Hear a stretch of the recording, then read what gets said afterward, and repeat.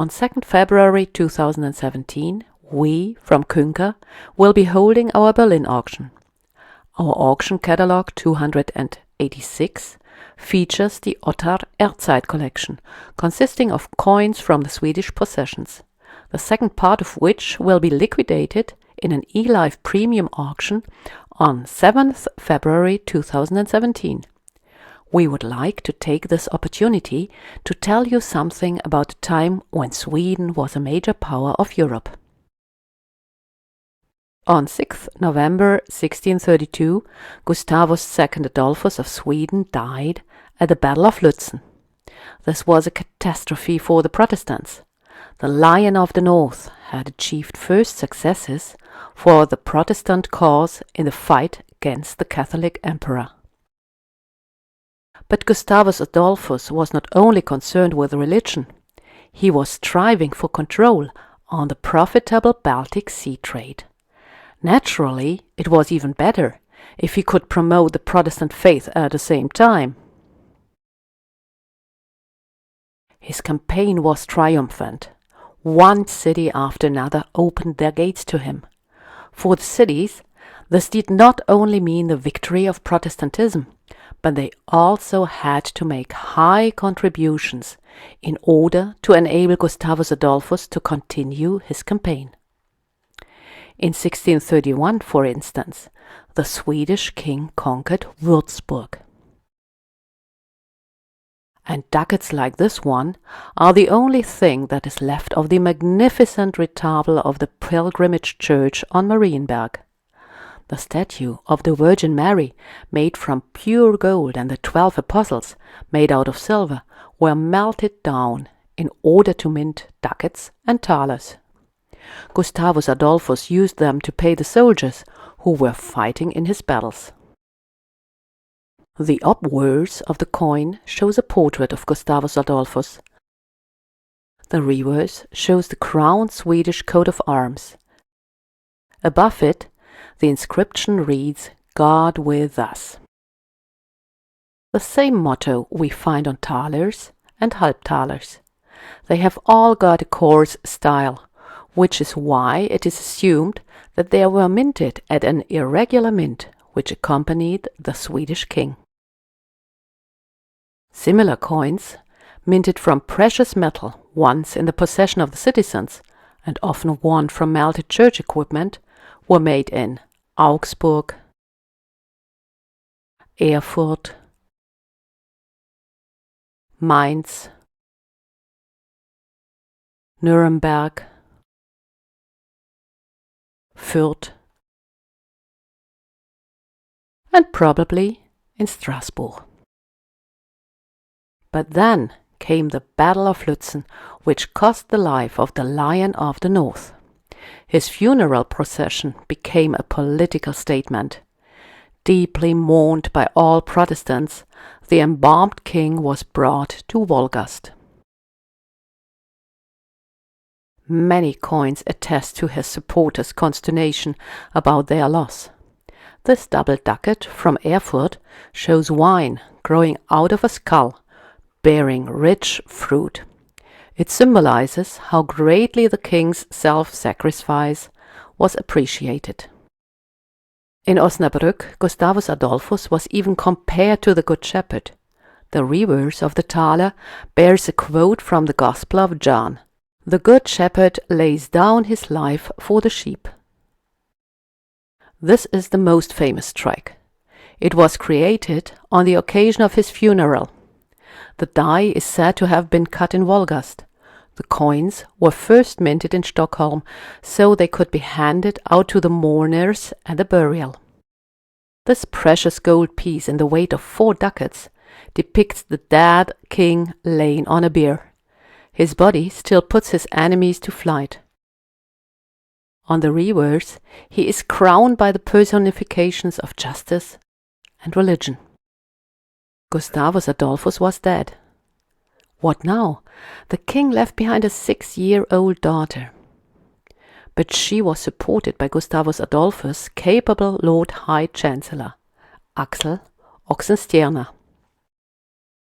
For many years it was he who continued the war in Germany. Little Christina was already of full age when her representatives could finally sign the Peace of Westphalia. Sweden could celebrate. Their kingdom had won big. It had come a lot closer to its goal of ruling the Baltic Sea. Sweden received Hither Pomerania, called today Swedish Pomerania, with Stralsund and Stettin, as well as the city of Wismar. Not to forget the bishopric of Bremen-Verden and Stade by the North Sea. Sweden was at the peak of its power. Naturally, there were coins minted in its possessions. This ducat, for instance, with a portrait of Christina, was minted in the city of Stettin, Pomerania, in 1646. Just like this precious double ducat for Charles X Gustav. The Ertzeid collection features an entire series of rarities which bear the portrait of his son Charles XI. After the Peace of Westphalia, Sweden played a central part in the Baltic Sea trade because its possessions lay strategically favorable, and not only in the German Empire. Since 1561, Sweden had control over Tallinn. This coin with Queen Christina's portrait depicts the old coat of arms of Tallinn with 3 lions on top of each other. In 1581, Sweden conquered the most important trade center at the time, Narva, at the Gulf of Finland. We can see their coat of arms, 2 fish between a sword and a scimitar, surrounded by 3 spheres on this coin. The obverse, with the crowned letter C, stands for King Charles XI. Riga became part of the Swedish Empire in 1621. Riga's coat of arms shows the city gate with a lion looking through the opening. Above it, we can see the crossed keys below a cross and a crown. Elbing surrendered in 1626, but was given back to Poland by Axel Oxenstierna as early as 1635. Charles X Gustav, whose portrait is visible on this 10-ducat piece, conquered the city a second time in 1655. Of course, he had coins minted there. As one would expect, they show the royal portrait on the obverse and the city's coat of arms on the reverse. Elbing stayed an apple of discord, which went back and forth between Polish and Swedish possession. Sweden simply did not want to go without the perfect bridge between their east and their west strong point. On 14th December 1697, Charles XII followed his father to the Swedish throne at the young age of 15. His ambitious contemporaries thought this to be a wonderful moment to take some of the Swedish possessions. Peter the Great would have loved to have Narva, Riga and Tallinn. Augustus II the Strong, then King of Poland, wanted Elbing. Frederick Wilhelm I of Prussia had cast an eye on Pomerania, and Frederick IV of Denmark would have been very keen to add the bishopric of Bremen-Verden to his duchy of Holstein. Charles XII of Sweden surprised them all. The 15-year-old boy turned out to be an ingenious field commander. This coin is dedicated to his successes in the years 1700 to 1706. It shows a lion that is causing 2 large pillars to sway. The legend reads Concussit utramque, meaning he brought them both down. The 2 pillars are meant to represent Augustus II the Strong, whose power when the coin was minted was already as broken as the pillar on the right, and Peter the Great, who embodies the left still intact pillar. But fate turned. Charles XII lost the Battle of Poltava. Russia conquered Tallinn, Riga and Elbing. The bishopric of Bremen-Verden went to Hanover with the treaties of Stockholm from 1719. Narva went to Russia with the Treaty of Nystad. When the war, which has gone down in the history as the Great Northern War, ended in 1721, Sweden had lost its impact on the Baltic Sea trade.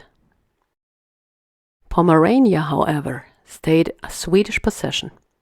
Here we can see a very rare double Adolph's door, which was minted in Stralsund in 1759. It depicts the Pomeranian griffin in a belligerent pose. Sweden only gave up Pomerania in 1814. It passed it to Denmark and traded it for Norway, which had been a Danish possession until then. We, from Auction House Künker, are happy to invite you to our Berlin auction 2017.